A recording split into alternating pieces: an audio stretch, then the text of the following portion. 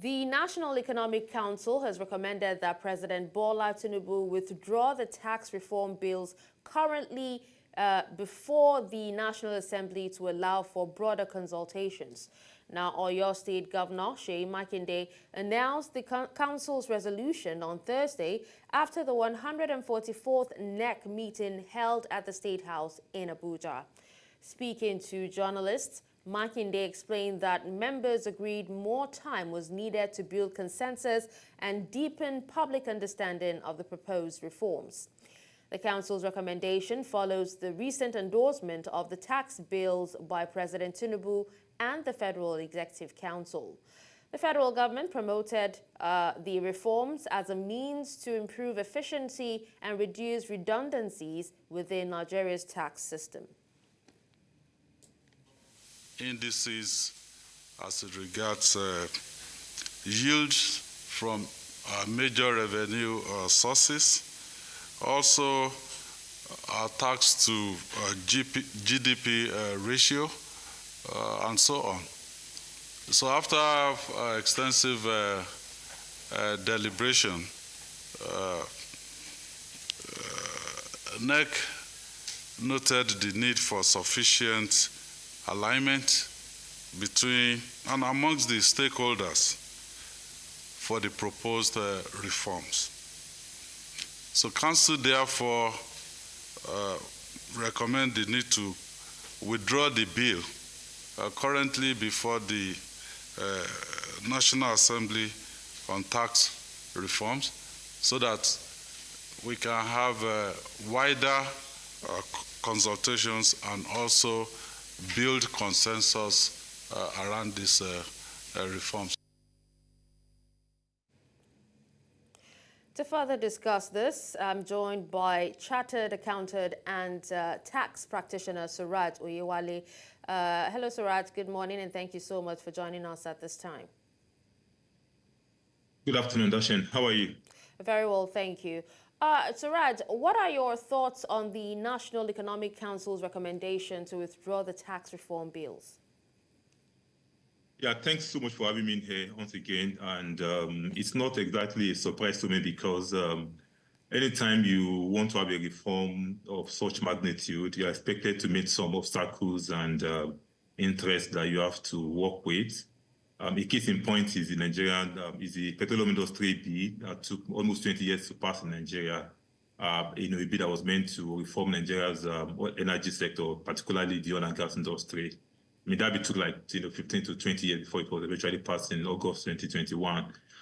So not exactly a surprise to me that the situation in which these tax reform bills are being suspended because the National Economic Council, made up principally of the state governors and chaired by the Vice President, and also have committee members like Minister of Finance and all of that.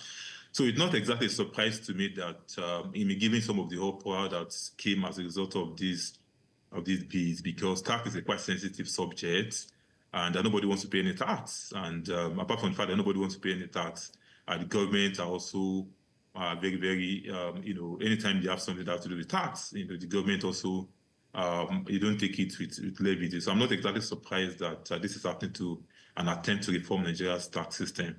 All right, but how will the withdrawal, impact on Nigeria's tax system?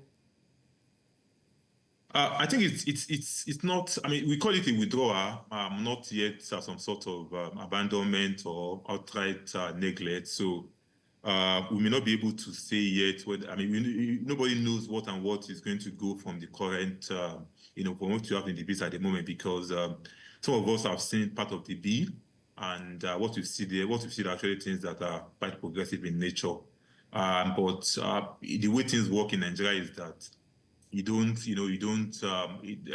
have to balance political interests as well. You have to balance some social interests as well when you're making some decisions that are purely economic. So it's not entirely surprised that we have all these interests being pushed back. And some of these things are painful. I mean, reforms are generally painful. Not speaking from a place of privilege, because I speak from the place of someone that has paid this tax for more than 10 years myself. For example, we have a provision in some of these bills that seek to increase the VAT rate from 7.5% to 10%, and subsequently to even higher rates by 2030. We have the provisions that seek to reduce the company income tax. So essentially, some of the provisions in the bill seek to reduce the rate of income taxes but the federal, but the VAT collection generally is meant to increase. And of course, you have the parts that are political in nature, because at the moment we have the VAT that is being shared at 15%, VAT revenue collected by government is being shared 15% to federal, 50% to states, and 35% to state government. And within the state government pocket, the ones that go to them, they are shared based on equality and derivation. And some of the provisions of that law also of the laws that have been, some of the provisions of that bill rather also seeks to readjust how this revenue will be shared. So it's not good optics for us as a country that we are going back and forth on what should be left to experts to explore. But at the same time, you can't generally fault the fact that political interests, social interests are important in balancing some of these economic policies government want to make. So to that extent, I would say that. Okay. While you're still, speaking about that, there some people who seem to think that there's some stakeholders and also sectors that should be involved in this. How can the government build a consensus and be able to deepen public understanding to the proposed reforms, as recommended by the National Council? That's the National so we believe Council. now that.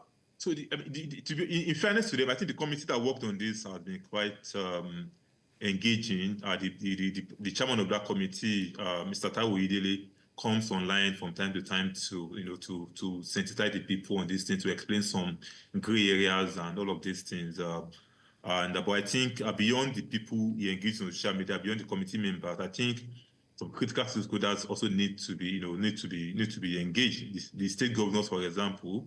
I'm not sure whether they were, carried along in all of these, and that this is some of the taxes and things that impact them. So, to build there's never been you can never build a 100% consensus in any policy, in any law, because some of these things that are seen as benefiting a larger part of the society, we don't benefit some certain section of the society. So you can never reach 100% consensus. But we believe that now that the bill has been withdrawn, critical stakeholders like the state governors, like maybe industry leaders in certain sectors that are adversely impacted, will be brought to the table, and hopefully this works and we have a more refined bill to work with. Okay. Well, thank you so much, Suraj, for taking time to speak to us.